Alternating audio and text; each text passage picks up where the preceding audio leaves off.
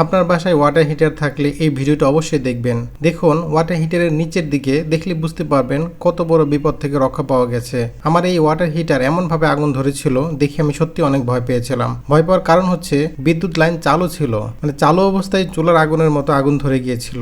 তো কেন আগুন ধরলো সেটা আগে বলি। পানি গরম হওয়ার পর অটোমেটিক তো ওয়াটার হিটার বন্ধ হয়ে যাওয়ার কথা, কিন্তু আমি বোকার মতো উপরে যে ঢাকনা আছে এটা খুলে পানি গরম করতে দিয়েছিলাম। এটাই ছিল মারাত্মক ভুল। ঢাকনা খুলে পানি গরম করতে দিলে পানি যে গরম হয়েছে সেটা ওয়াটার হিটার বুঝতে পারে না। এইখানে ওয়াটার হিটারের হাতলে একটা বিশেষ ধরনের বায়োমেটালিক পদার্থ বা পাত দেওয়া থাকে, যেটা দেখতে স্টিলের মতো। পানি গরম হলে তাপমাত্রা বেড়ে যায়, আর তাপমাত্রা বেড়ে গেলে এই যে বায়োমেটালিক পদার্থ আছে এটা বেঁকে যায়। বেঁকে যাওয়ার কারণে সুইচ বন্ধ হয়ে যায়, আর সুইচ বন্ধ মানেই তো হিটার বন্ধ। কিন্তু ঢাকনা খুলে রাখার কারণে তাপমাত্রা বাইরে চলে যাচ্ছিল, অর্থাৎ এই তাপমাত্রা এই যে বায়োমেটালিক পদার্থ আছে একে গরম করতে পারছিল না। তাপমাত্রাটা সোজা উপরের দিকে উঠে যাচ্ছিল, এতে সুইচটা বন্ধ হওয়ার সুযোগ পায় নাই।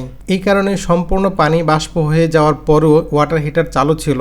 আর ওয়াটার হিটার চালু থাকা মানেই বুঝতে পারছেন নিচের যে অংশটা আছে এটা সম্পূর্ণ গলে গিয়েছিল এবং সাথে সাথে আগুন ধরে গিয়েছিল।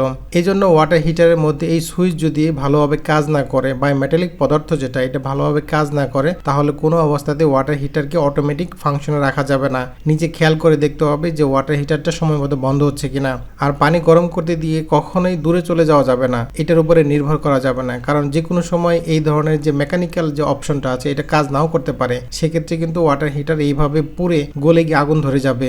আর ঢাকনা খুলে পানি গরম করার তো প্রশ্নই আসে না। ওয়াটার হিটার সবসময় ঢাকনা দিয়ে রাখতে হবে, যাতে করে বায়োমেটালিক পদার্থ যথেষ্ট গরম হওয়ার সুযোগ পায় আর বেঁকে গিয়ে সুইচকে বন্ধ করে দিতে পারে। ভিডিওটা সবার মাঝে শেয়ার করে দিবেন যাতে সবাই সচেতন হতে পারে। সবাই ভালো থাকবেন, ফলো দিয়ে পাশে থাকবেন। ধন্যবাদ। আসসালামু আলাইকুম।